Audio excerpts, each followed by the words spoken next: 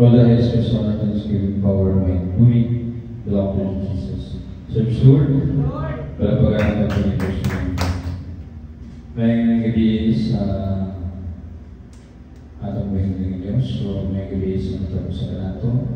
Salamat sa mga Diyos na bitagaan sa tao, hindi yung magpadangin sa pagdaing pagsimpa ko yung mga ipagpasalamat sa atong mga Diyos.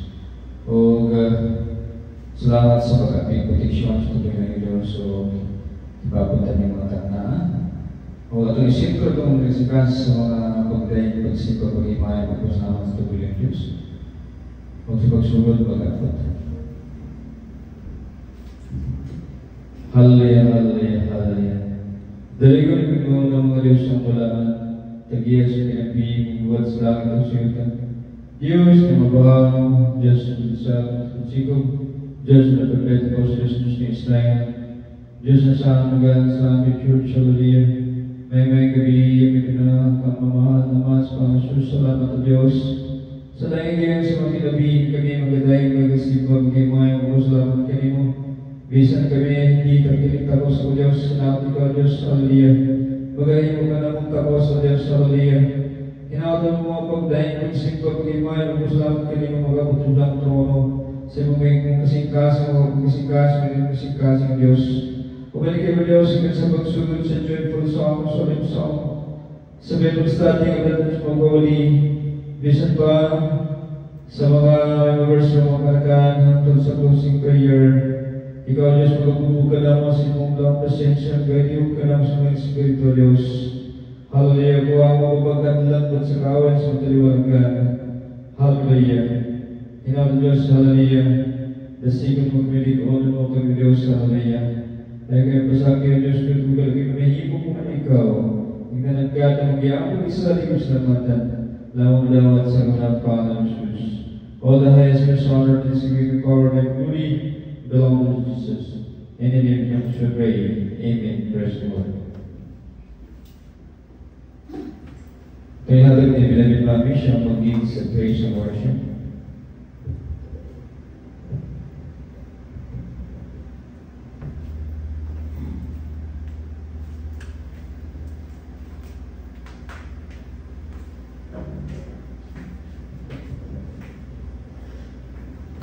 May gabi sa tanan, at medyo at magbuhi, galing na Diyos, magjapo o praise on sa ito.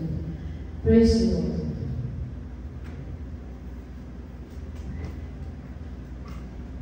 I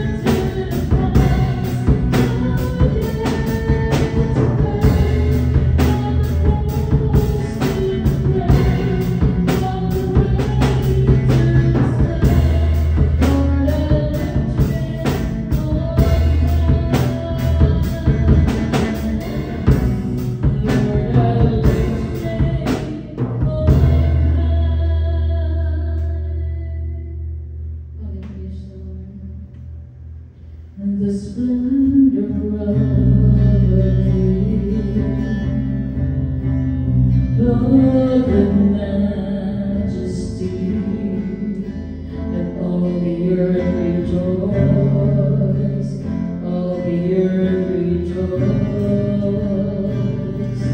He wraps himself in light, and darkness tries to hide, and trembles at his voice, trembles at his voice. How great is our God, sing with me, how great is our God, and all will see how great is our God. Age to age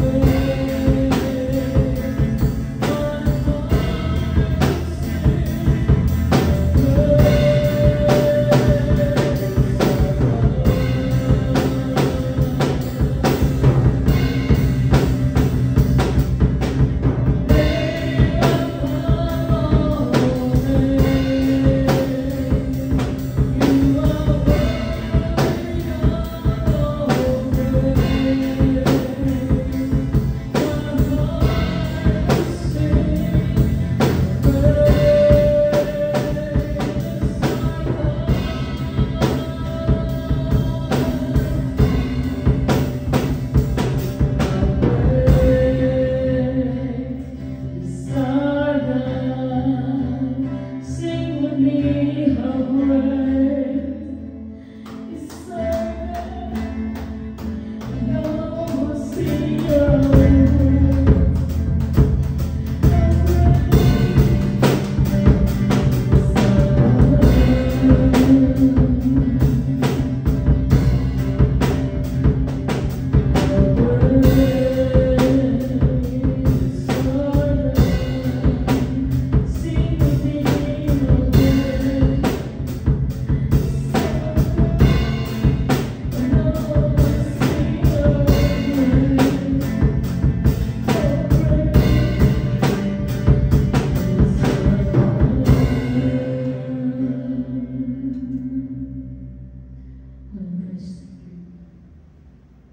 Beginning and the end, beginning and the end. Ikaw ang aking kagalakan, ikaw ang aking kalakasan.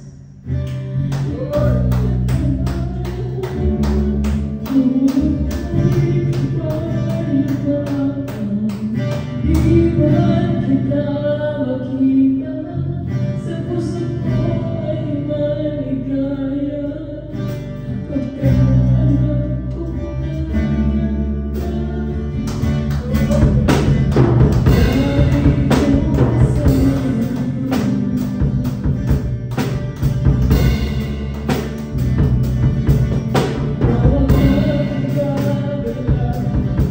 ikaw ang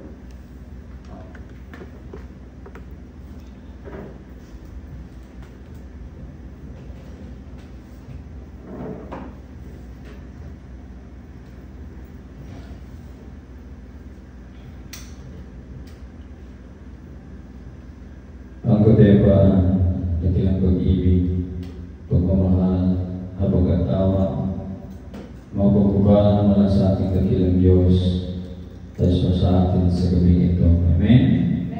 Church Lord, palabagan itong Diyos na. Thank you, beloved Consultants.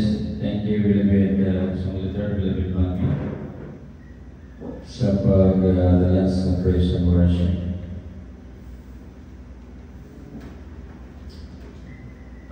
Dalaga po tayo ngayon sa ating Bible study. Ating pong Bible study kagabi ay nung nakaraang Sabat ay tungkol sa katotohanan na tayo ay minsan pa binigyan ng Diyos ng buhay na walang hanggan. Yung ating mga ninuno, si Adan at saka si Eva, sila ay binigyan ng buhay na walang hanggan. Ngunit sila nagkasala, kaya pinalabas na sa Garden of Eden. At yung kasalanan na yan ay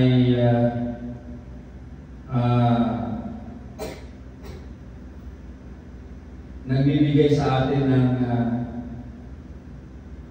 kahirapan dahil sinumpa tayo ng Diyos, kaya nagkaroon tayo ng kamatayan. Pero sila sa si Eva, sila'y walang kamatayan noon. Hanggang sa dumating ang panahon na sila ay sumubay sa utos ng ating dakilang Diyos. Kaya yung nawala sa atin, nabuhay na walang hanggan dahil sa pagsalansang sa kautusan ng Diyos, yan po yun ang atin pong alikain na mula nang tayo ipinanganak hanggang tayo ay mamatay sa mga oras, araw, taon sa ating pamamalagi sa libutan ito.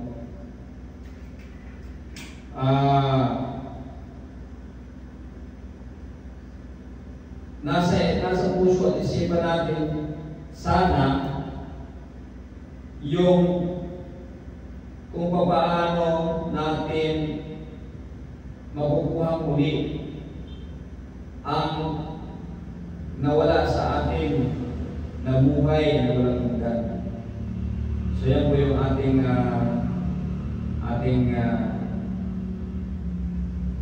topic ng nakaraang Sabat. Pero hindi lang naman ang alikain ng Diyos ang namamayagpag, no? Mayroon din siyang kalaban, kaya nga nagkasala ang unang mga tao na ginawa ng Diyos, siya mismo nagawa. Yan po mga kaibigan. At walang halong kasamaan, pero nakapasok din dahil sa nasa ay hindi tumigil, no? Upang makapasok din sa tao. So yan po mga kaibigan. So sa buhay natin, kaakibat na natin yan. Dala-dala na natin yan. Burden na yan. No? Ang mabigat na yan sa ating balikat. Kung papaano natin gagawin ang mga bagay-bagay habang tayo nabubuhay na nangaayon sa kalooban katawan ng ating dakilang Diyos upang bawat hakbang, bawat gawa, bawat kaisipan ay papunta doon sa pagbuha ng nawala sa iyo.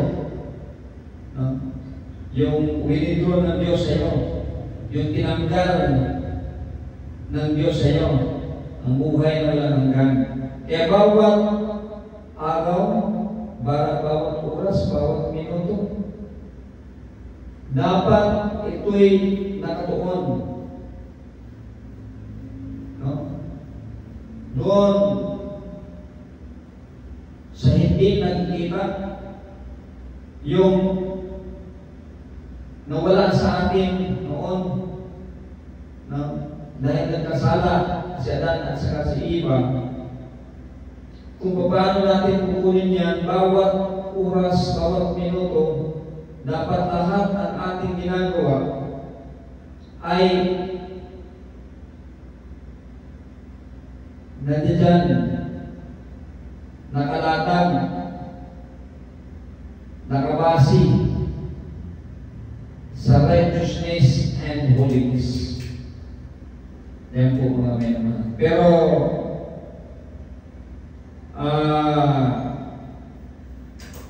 sa kasamaang palad ng minamahal ang tao o ang mga tao ay na-deceive ni Satanas muli. At sila ay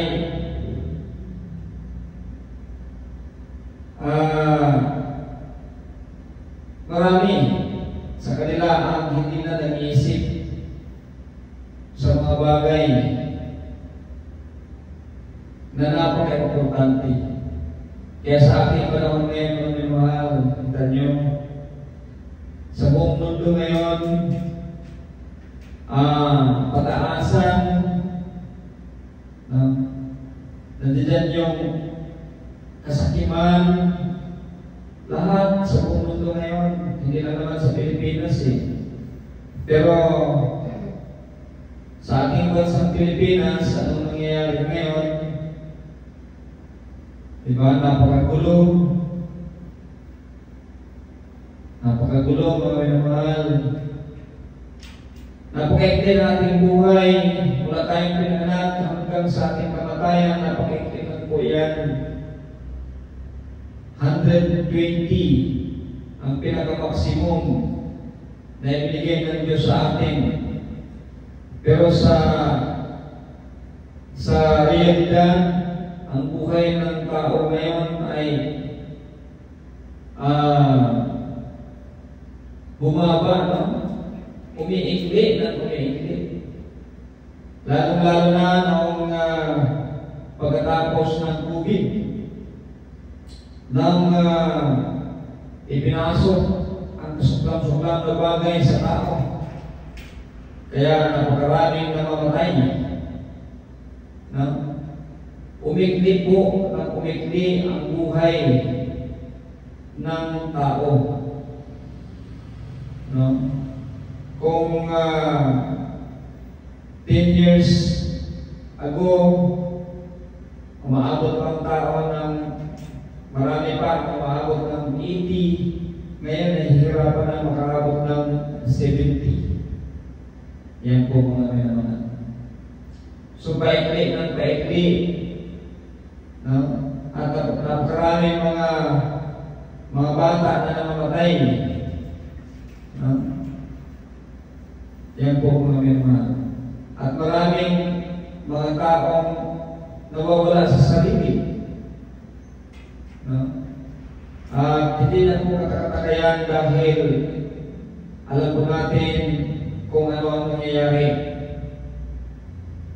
Yan po mga naman. So, sa bansang Pilipinas ngayon, napakagulo.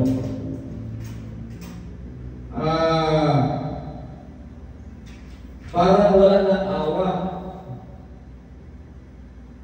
Parang ang sarili na lang ang iniisip. Tapos,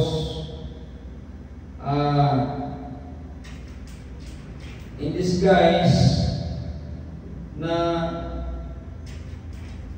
para sa kapwa. Yan po yung mga nakikita natin ngayon. Napapansin. No? Para bang naglalaro sa buhay na ibigay ng Diyos. Alam natin na ang buhay ng tao ay napakasagrado. Yan po mga memang. Pero ito'y parang pinaglalaroan lamang ng marami. No? Kaya ngayon, napakagulo. No? Lalo-lalo na sa politika natin. Napakaraming bagay na piling gawin upang magampanan natin ang kalooban ng ating dakilang Diyos, upang magkaroon tayo ng points at makuha natin muli ang nawala sa atin na buhay na walang hanggan. Yan po mga mga. Pero tila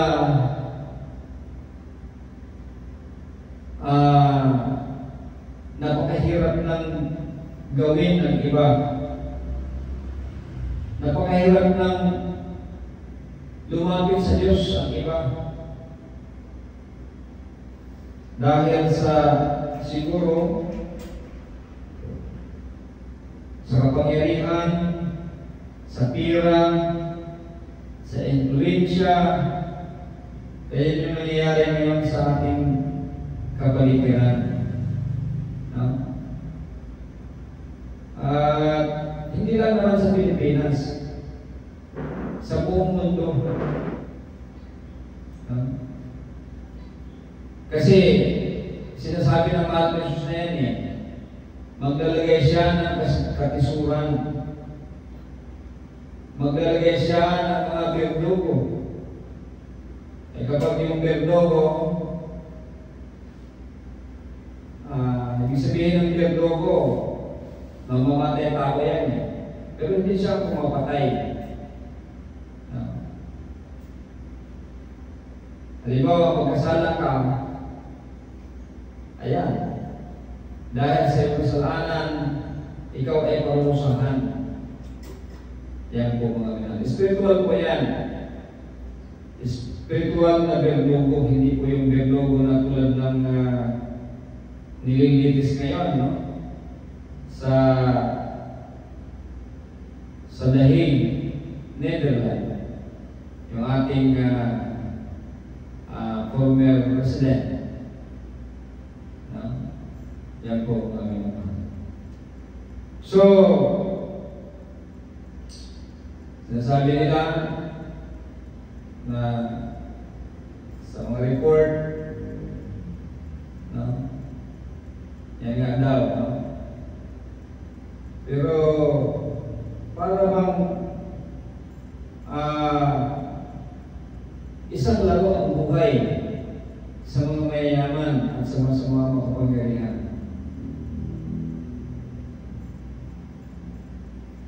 Tila ba na nakalimutan na ang Diyos na lumikha sa kanila? Yan po mga minamahal. So, nakikita natin na parang wala ng mga respeto sa kapwa. No? Hindi na ino-observe yung kalagayan ng tao o age ng tao. No? Basta nasa kapangyarihan sila. Sila ang masusunod. Tila ba nawawala na sa buhay nila ang salita ng ating dakilang Diyos. Sad to say, mga mahal, gaano ka man kayaman, gaano ka man kapangyarihan dito sa mundo, yan ay panandalian lamang. Bakit hindi nila naiintindihan? At pagdating ng araw, isang araw sa iyong buhay, ikaw ay haharap sa dakilang Diyos na gumawa sa iyo. Yan.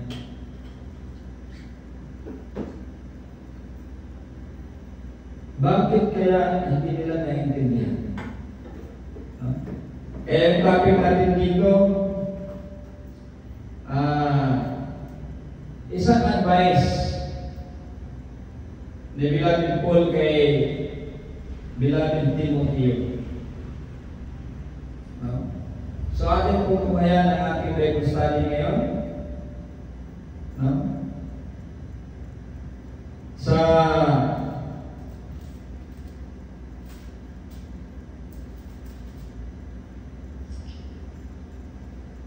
ikalawang Timoteo,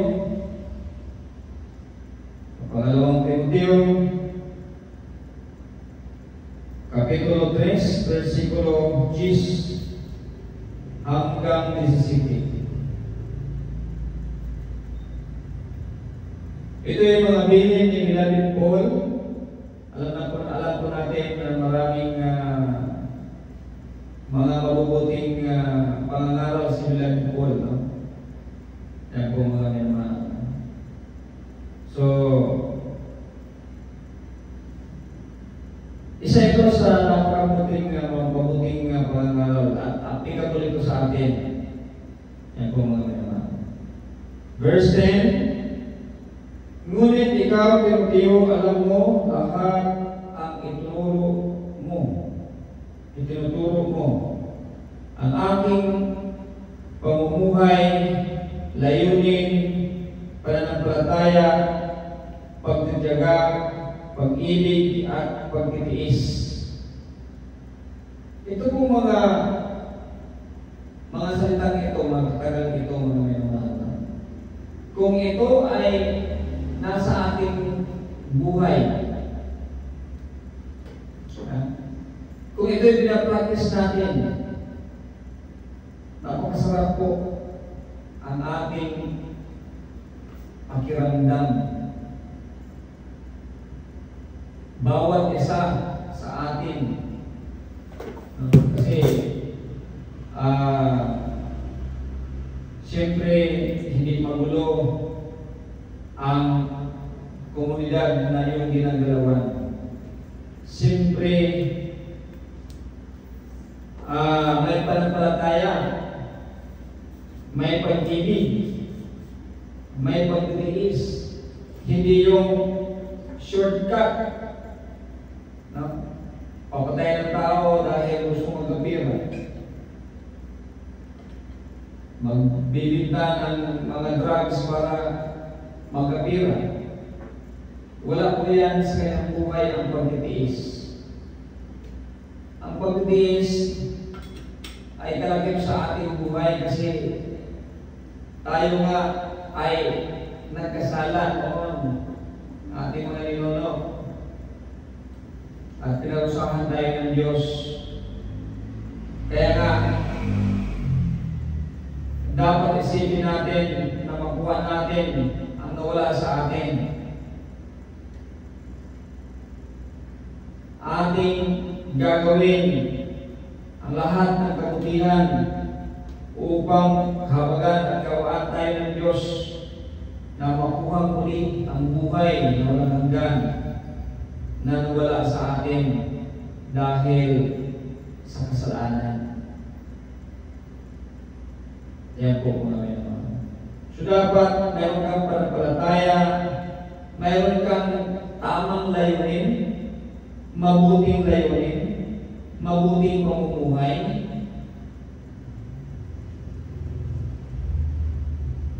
Isipin mo nga,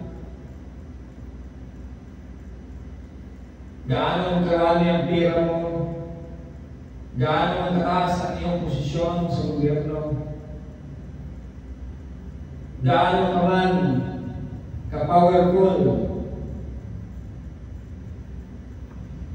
yan ay pananilian lamang.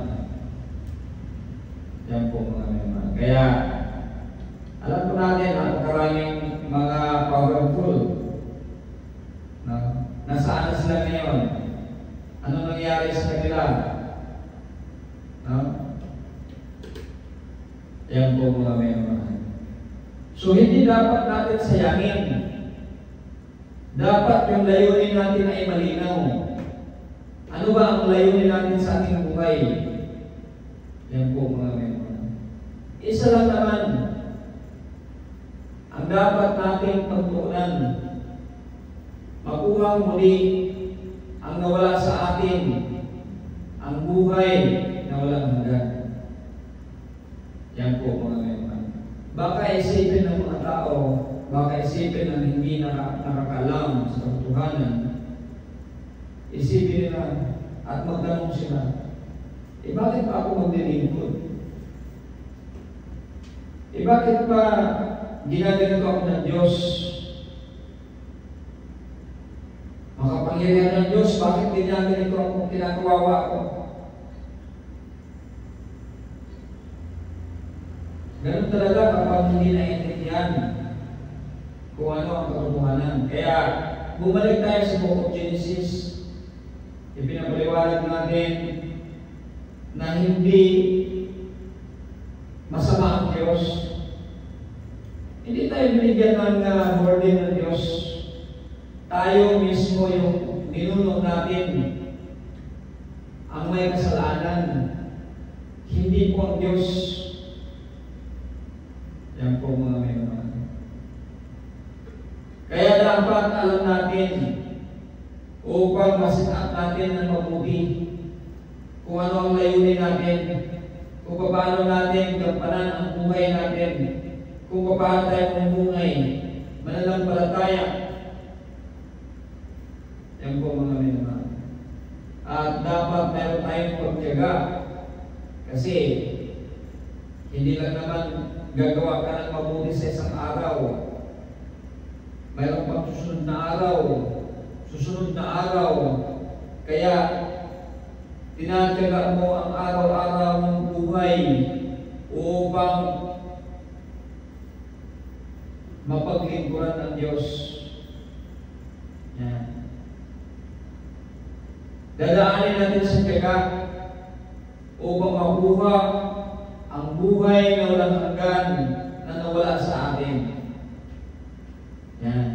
Kaya sabi nila Paul dito, yung pagtatyaga. No? At yung panampalataya na dahan-dahan, unti-unti, makakausad ka rin at mapapansin ka rin ng Diyos sa nakatakdang araw ng paghuhukom. Ikaw ay mabigyan o tayo ay mabigyan ng buhay na walang hanggan. Makuha natin muli ang nawala sa atin. Amen? So kailangan natin tiyaga, pag-ibig at pagtitiis. Ito po ang mga sandata na dapat nasa atin. Yan po mga memang. Verse 11. Alam mo rin ang mga dinanas kong pag-uusig at paghihirap, katulad ng nangyari sa akin sa Antioch, Iconium at Lystra.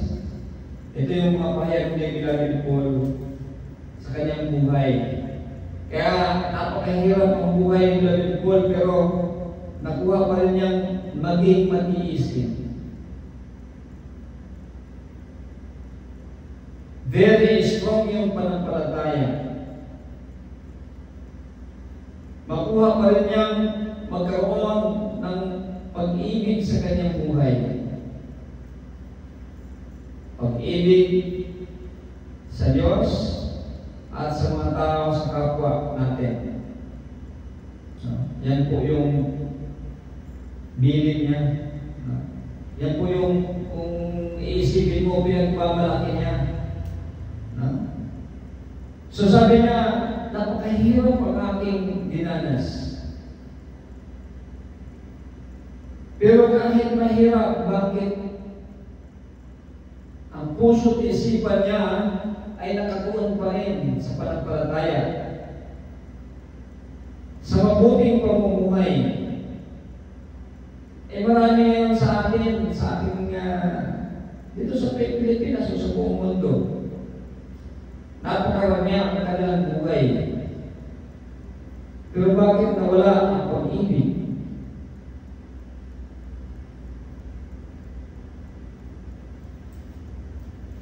Bakit nawala ang mabuting pamumuhay? Bakit nawala sa magandang layunin ang kanilang buhay, ang kanilang mga ginagawa? Bakit nawala yung pagtatyaga na araw-araw magiging mabuti, magiging righteous and holy? Yan po mga inuusig siya, sabi niya. Hirap na hirap siya sa mga pag-uusig. Pero lahat ng kabutihan ay ipinagpatuloy niya. Bakit sa ating panahon ngayon, napakarami ang kanilang buhay, napakataas ang mga posisyon, napakataas ang kanilang tingin ng tao sa kanila. Pinagkatiwalaan sila ng tao. Pero bakit?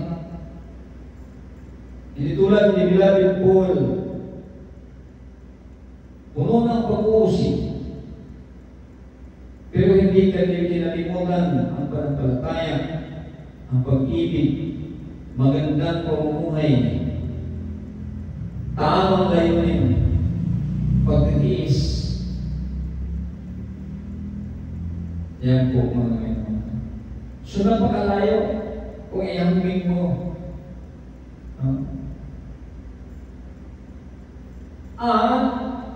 Kung ikaw man ay maranya, mataas ang posisyon, hindi po yan isang requirement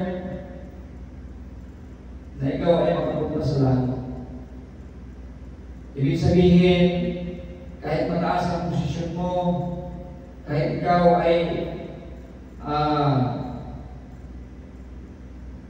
kilalang kilala, makapangyarihan, pero sa harapan ng Diyos, ikaw ay pantay lamang sa amin. Lahat tayo ay pantay-pantay. Kahit na ikaw ay presidente, ikaw ay senador, ikaw ay congressman, ikaw ay engineer, ikaw ay abogado, ikaw ay konsang ka. Sa harapan ng Diyos, lahat tayo ay pantay. Walang nakakalamang sa akin. Kung ikaw ay nakakalamang sa buhay, sa mundong ibabaw, pero sa ating espiritual ay pantay-pantay tayo. Kami na naglilingkod sa ating dakilang Diyos, hindi namin di masasabi na kami ay lamang sa ibang mga tao na naglilingkod. Kasi wala namang ganyanan eh. Alam ng Diyos yan. Lahat tayo ay pantay sa harapan ng Diyos. Yan po mga mga. So kaya,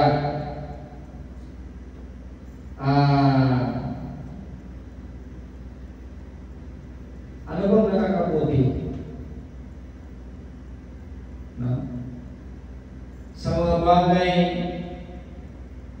na hindi mo kapag may-ari maposes, maangkin, o sa bagay na maangkin mo tulad ng buhay na walang hanggan. Pero yung mga bagay sa mundo ay hindi mo yan madadala doon kung saan ka dadalhin, sa impyerno o sa langit. Yan po mga amin. Kaya kawan lamang napakaraming tao na na-deceive ng diablo. Hindi nila binibigyan ng malaking panahon ang kanilang Diyos na tagapaglikha. Yan po mga amin. So, in verse 12, sabi ni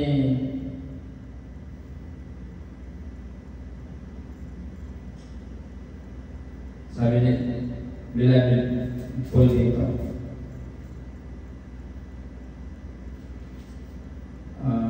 Tuloy natin yung verse 11. Ngunit iniligtas ako ng Panginoon sa lahat ng mga iyon.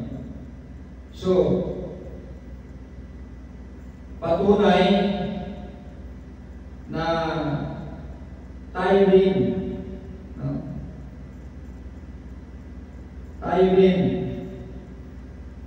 mayroon naman tayong mga kanya-kanyang mga kahinaan. Mayroon tayong mga kanya-kanyang mga problema.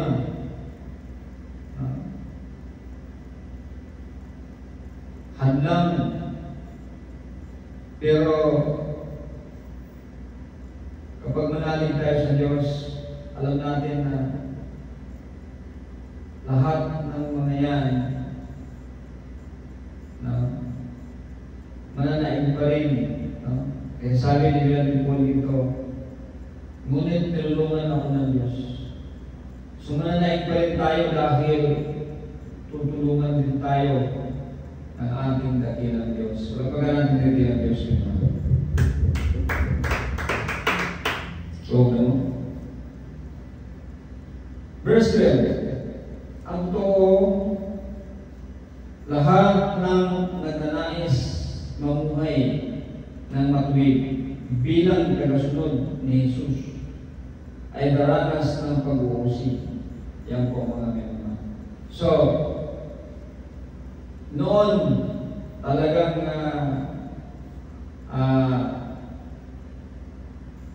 dumaranas sila.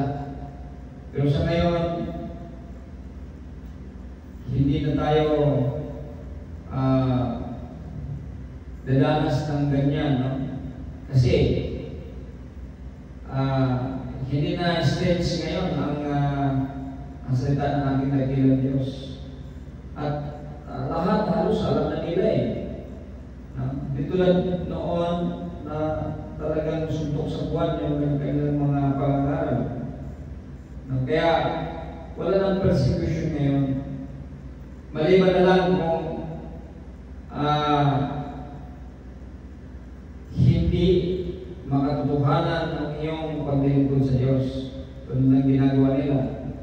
Naninira ng ibang mga tao, ang mga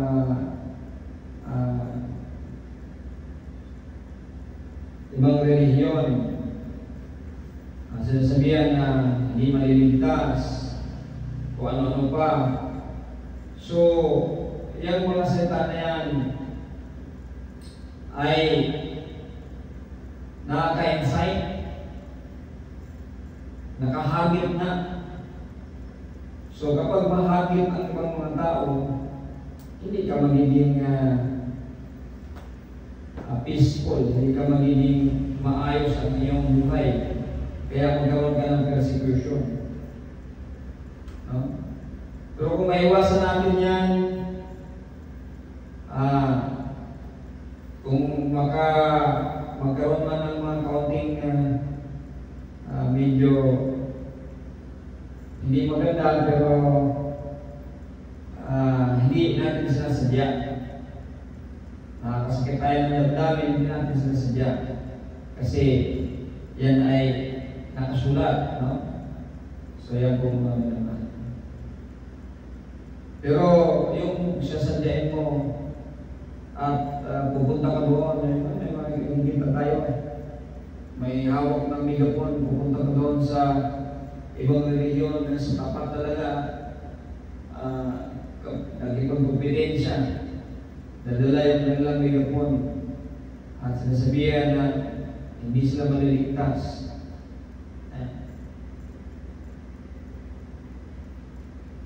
Masama po yan. Kaya nga, ano bang nangyayari sa ating politika ngayon dahil sa mga maanghang na mga salita? Mga maanghang na salita yan eh. Tapos nagbunga yung mga maanghang na salita. Nagbunga. Kaya ngayon, lalong nagkaroon ng malaking problema. No? Yan po mga minamahal. So, ganyan lang po mga minamahal. No? Kailangan natin na magtiis.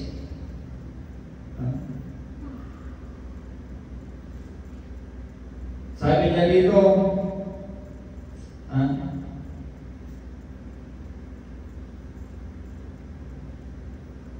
sa panahon nila, ang lahat ng magnanais na maging matuwid bilang tagasunod ng mahal ni Jesus ay inuusig. Dumaranas ng pag-uusig. So, pero ngayon, hindi na. Kasi yung iba, marami na natutuwa sa iyo.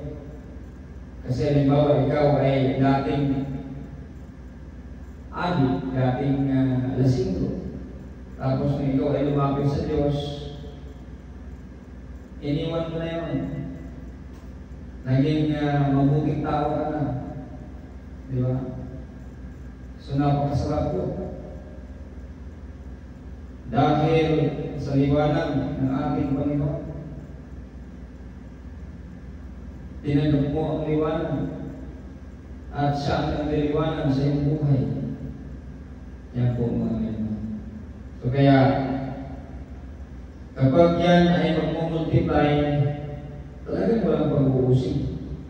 Kasi sino pag-uusig na lahat ay nahabagan, nabigyan ng biyaya at pagmamahal, pag-ibig ng ating dakilang Diyos. Yan po mga ganyan.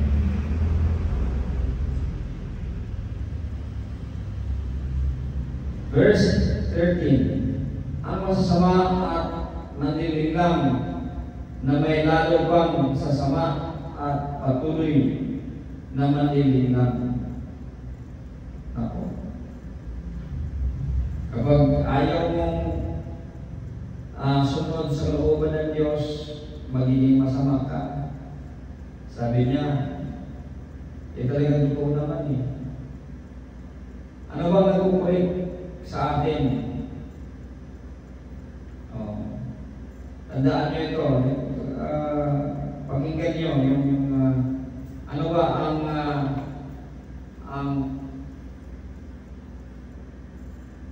paano ba tayo magiging matuwid? Ano ba ang gagawin natin? Yan po mga minamahal. Ano ang tutuwid sa atin? Tandaan natin ito mga minamahal. Sabi dito,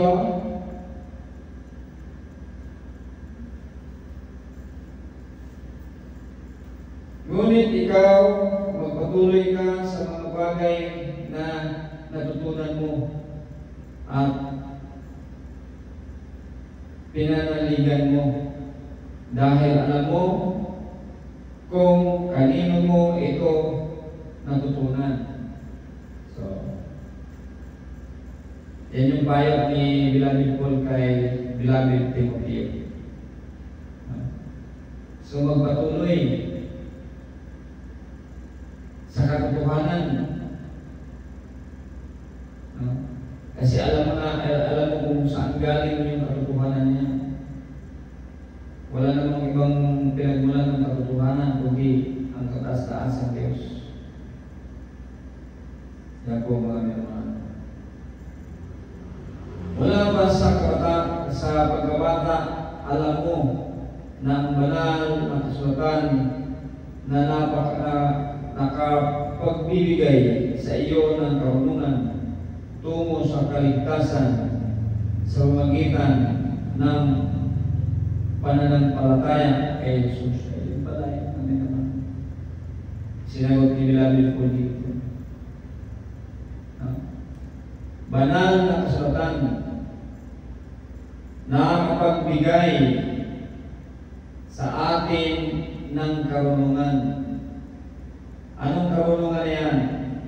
Ang karunungan na yan ay makapagligtas sa atin sa pamamagitan ng pananampalataya sa mahal na kay Jesus. Diba niya?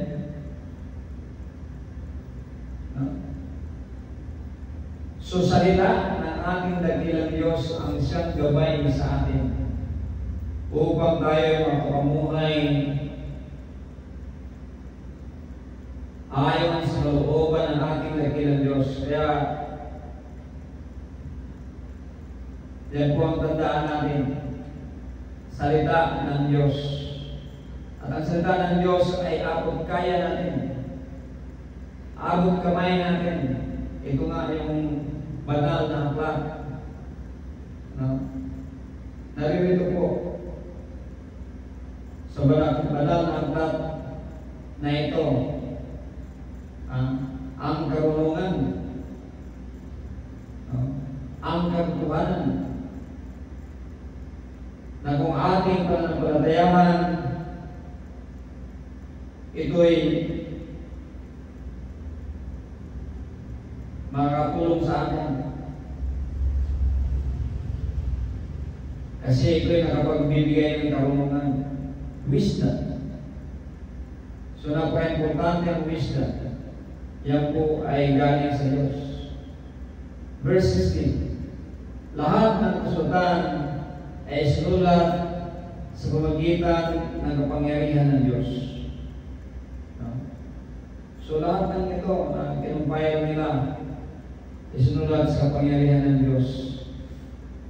Kasi may purpose ang Diyos eh.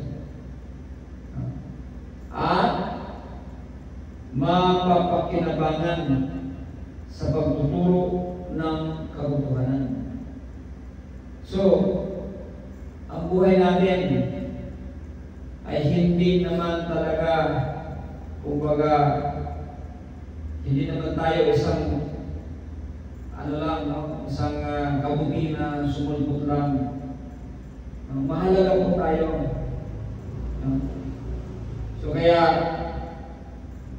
kailangan natin ng salita na ating mapakinabangan na nagtuturo sa atin ng katotohanan. Importante po ito kami naman. Ano ang function? Ano ang gawa? Anong kahalagahan ng salita ng Diyos? Ito po. Kapag ito ay pananampalatayahan mo, nagtuturo ng katotohanan, nagsasaway, sinasaway ka, nagtutuwid sa iyo.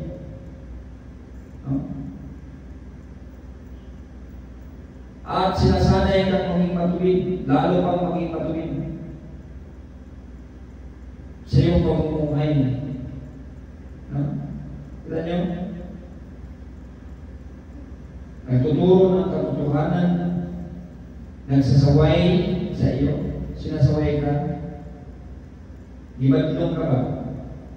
Nagbadlong sa iyo, and then di pa matapong ka, tinutuwid ka sa salita ng ating dakilang Diyos.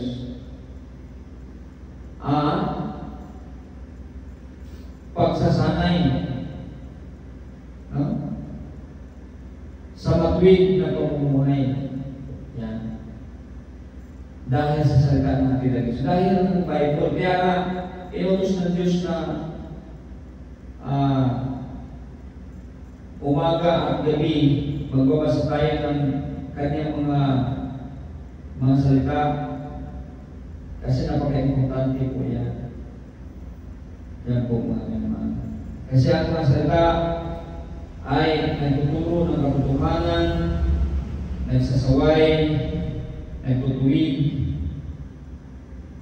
at nagsasanay sa iyo. Sinasanay kang gumawa ng mabuti. Sinasanay kang maging matubig. Sinasanay kang mamumuhay na ayon sa looban ng ating dakilang Diyos.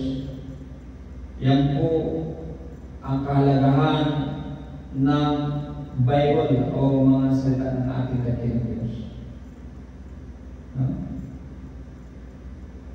Para maging handa sa lahat ng mabubuting gawa ang paglilingkod sa Diyos.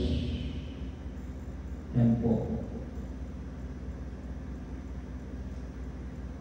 Kasi kapag gumagawa ka ng mabuti, naglilingkod ka sa Diyos. Hinahanda mo yung sarili mo upang makagawa ng mabuti.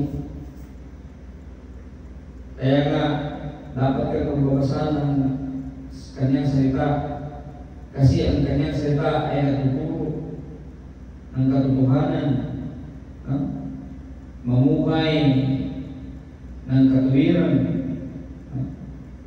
Nagsasaway sa iyo. Ginabadlong ka. At sinasanay kang gumawa ng kabutihan. Yan po mga men. Kasi kailangan yan. Kasi pagdating sa langit, hindi kasi tatanggal, hindi naman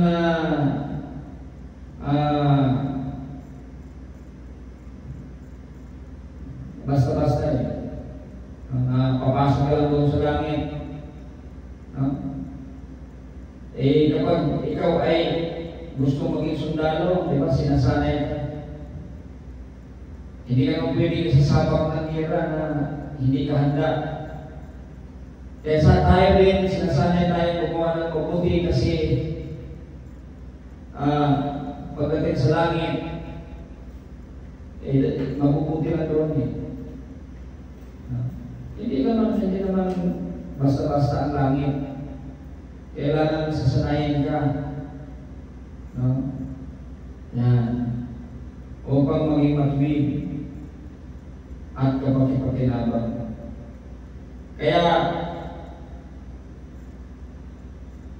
lagi natin tandaan at itatanong sa ating sarili na may nagawa na kaya ako upang ako'y kahabagan at kawaan ng ating dakilang Diyos. Yan. Kapag ganyan tanong ko yan. Kasi ang ating dakilang Diyos lang ang nakakalam. Kung ano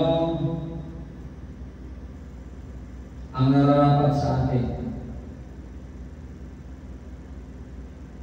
Kaya tandaan natin yung mga sinasabi ni Beloved Paul kay Beloved Timothy.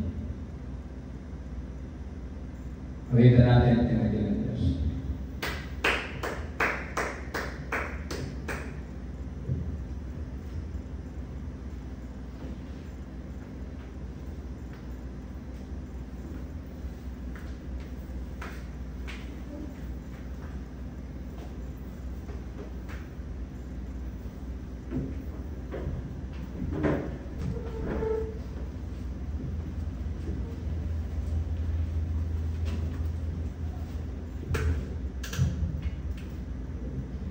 You deserve the glory and the honor.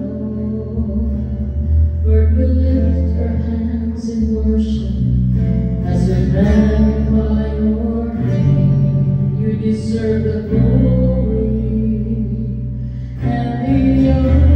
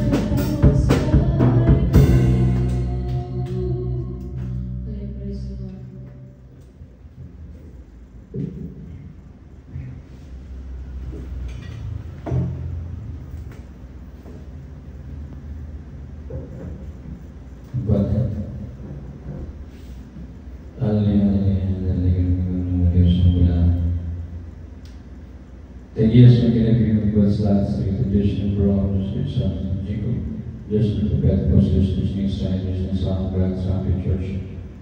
Mamayang gabi, mga sa Diyos. Salamat o Diyos sa mga pulang mo, talimugan. Tiladagin mo na ikaw ang Diyos na masikasang kailangan sa gabi o yun. Napadasin at balik ko ng padugang sa pagsagang niyo. Makatulog ka lang sa pag-ibig bakit ang pagsagas ng ito. Tuloy sa pag-respect ng bahay pag-display at respetuay ng pamilya ng church. Huwag sumataon sa pagbagal at ipasan. Dahil ka magawa ka na mo hangtod sa among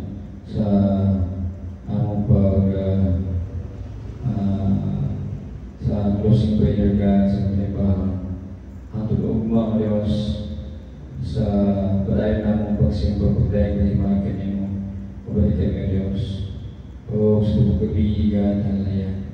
Dahil kami pasag niyo Diyos padayon ikaw ayos mga sekretariyan masulat sa mga problema sa mga sekretariyan padayon ikaw tagpo sa pinangalang matulog sa mga pag-apo Diyos.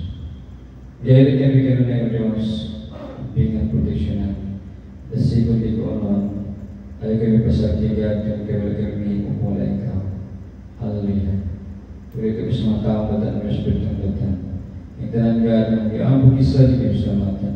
Lawang madawag sa kanagpan ng Diyos. All the heads of honor and singer and glory belong to Jesus. In the name of Jesus we pray. Amen. Praise God.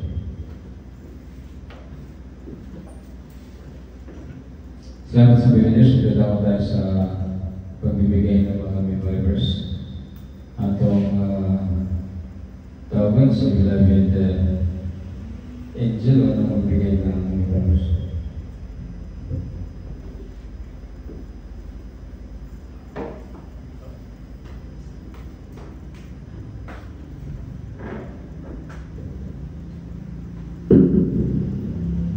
Chapter 3, verses 5 to 6. Trust in the Lord with all your heart and lean not on your own understanding. In all your ways acknowledge Him and He will make your path straight.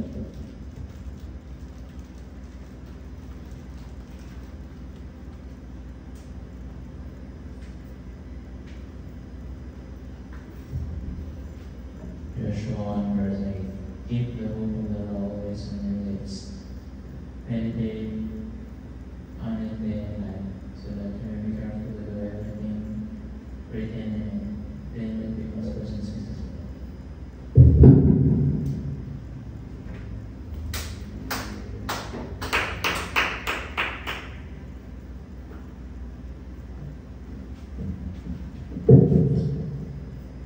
Proverbs 18 verse 10. The Lord is like a strong tower where the righteous will be safe.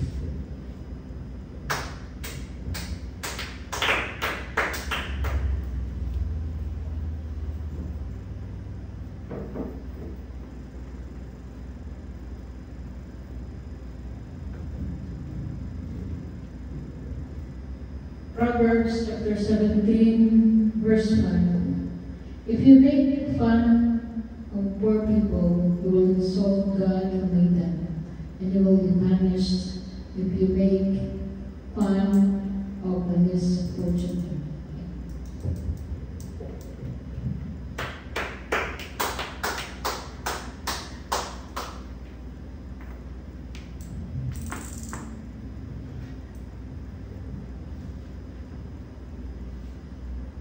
Salvation is found in no one else, for there is no other name under heaven given to mankind by which we must be saved.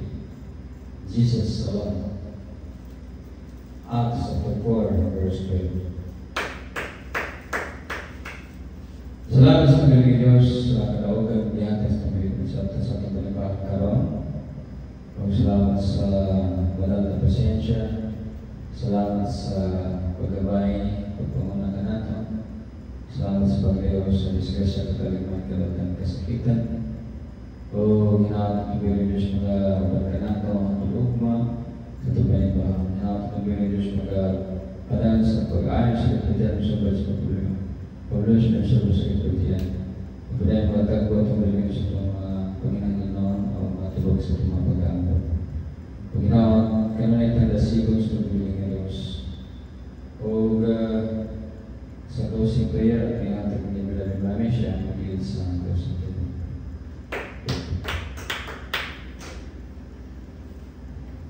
All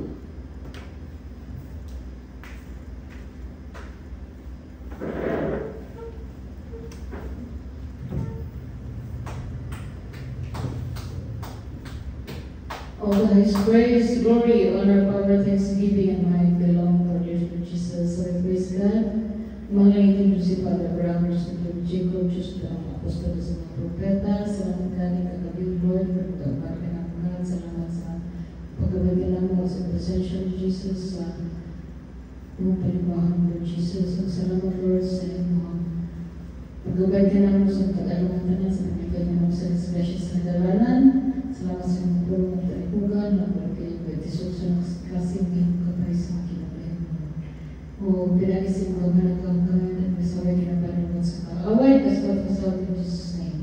Ubusik ko ang hilang trangkaso, hypertension, cystic psoriasis, low virus, low kidney stones, kasawat mo healed in Jesus' name. Kung kumakatapis ka diretso sa kumakawa panahon, pneumonia, leukemia, kung kahit tuberculosis, kasawat, be healed in Jesus' name. Sakit sa kabutan, kanuran, sakit sa pangit, sakit sa dugo, kasawat, be healed in Jesus' name. Luas ang moranas, diabetes, kasawat, be healed in Jesus' name. Bag sa ulo, mga sakit sa kalawasan, mga nilay klase sa sakit na ipamatis sa kalawasan, kasawat, be healed in Jesus' name. Disgrasya sa dalan, pero ang kasakitan ka pa mga kanimas ng kusyo, trabaho, pag-eskwela, pag-review, pag-dimala sa pag-trading, dimala sa tangatang, kasawat, in Jesus' name. Kasakit ka buwan, pag sinatanay, magkagubot, o bigyan-bigyan, magtawad at pagkasyon, kasawat, in Jesus' name. Coronavirus, influenza virus, bacteria, parasites, kasawat, in Jesus' name. Linusunog, kalapag-kalapag sakitan, kasawat, in Jesus' name. Jesus saves, Jesus heals. Jesus saves, Jesus heals. Jesus saves, Jesus heals. Jesus is the fountain of life, our dear Son Jesus is our shepherd, there's nothing we shall want. Thy praise, glory, honor, power, thanksgiving, and might belong to our dear Son Jesus. In Jesus' name we pray. Amen. Praise the Lord.